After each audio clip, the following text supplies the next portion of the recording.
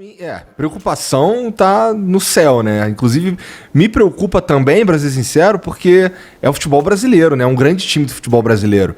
E ver que ele não tem nem no horizonte, assim, uma possibilidade de mudar e entrar nos trilhos, isso deve ser, isso é um pouco desesperador. Mas sabe que eu tenho uma esperança, Igor?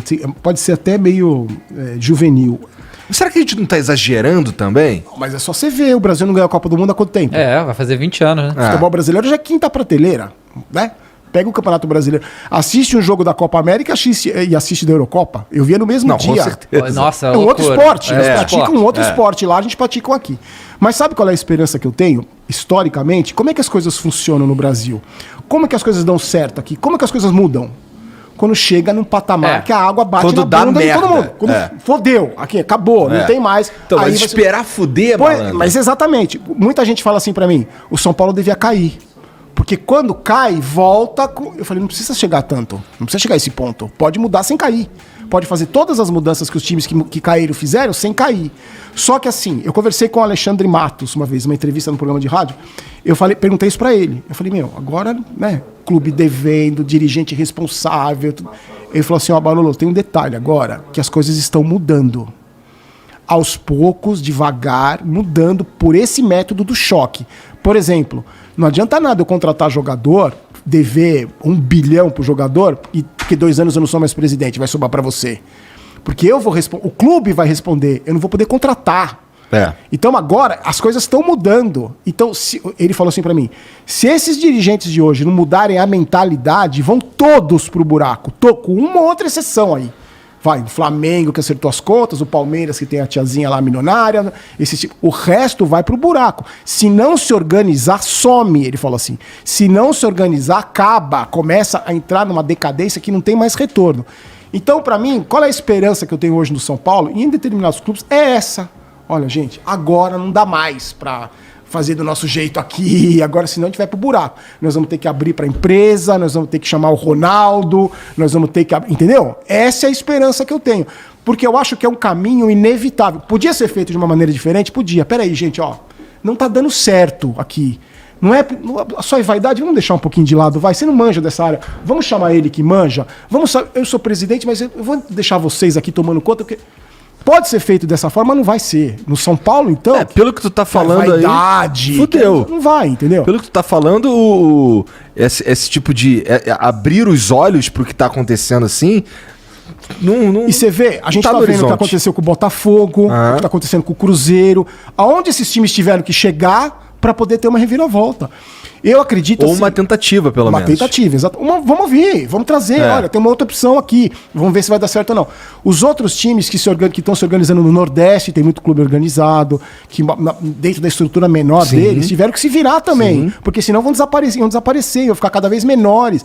Tiveram que se organizar. Então, assim, dá pra fazer. Tem que querer. Tem que querer. O problema é esse. E no São Paulo ninguém quer. Tá bom assim, gente. Tá comigo aqui, tá com você aqui. Já tava 5 anos atrás, já tava 10 anos atrás. A gente dá um jeito. E não tá dando jeito, entendeu? O meu medo é esse, que chegue no limite. Agora, no ano passado, quase chegou no limite do rebaixamento. Quase. Pela terceira vez, essa foi a mais perto que chegou. Mas eu costumo falar o seguinte, na maioria das vezes, você tem um exemplo lá do Corinthians que deu certo, mas você tem do Vasco que não deu, você tem do Botafogo que não deu, times que caíram e não voltaram. O próprio Cruzeiro. O Cruzeiro, em 2 anos de Série B, a melhor posição do Cruzeiro foi 9º colocado, velho. É bizarro. 9º colocado. Cai e volta, não é mais assim. O futebol brasileiro, ano, então, tá imagina, muito... exatamente. E assim, então você pode falar assim, mas caiu, tem que cair, tem que... Não, cara, dá pra fazer agora, dá pra fazer, vamos... O momento é esse. Mas é pandemia, não tem dinheiro, não interessa. O problema todo é a mentalidade do São Paulo, a mentalidade lá dentro. Vamos fazer, vamos ouvir, gente, como sempre foi.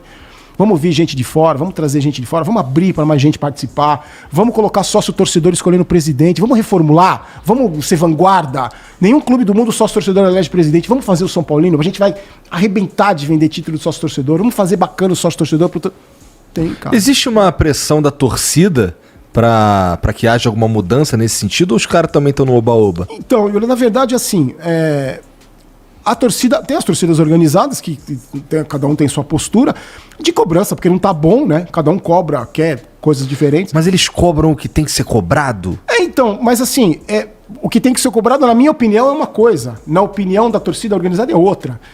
E eu costumo falar assim, pra mim a torcida organizada é igual um torcedor comum. É uma instituição privada. Eles não são São Paulo. Então assim, quem tem que reclamar da postura da torcida organizada é o sócio, não sou eu. Como eu não admito que ninguém venha dizer como eu tenho que gravar meus vídeos, eu não vou falar como a torcida organizada tem que agir com o presidente. Eles têm o estatuto deles, eles são eles, tem a independência deles, dos torcedores organizados. Como o torcedor comum também tem. Ah, você tem que ser sócio torcedor. Sei lá, cara, como é que eu vou falar pro cara ser sócio torcedor se ele tem que pegar ônibus todo dia, tá desempregado? Como é que eu vou pedir pro cara ser sócio? Eu sou sócio torcedor, porque é minha vontade.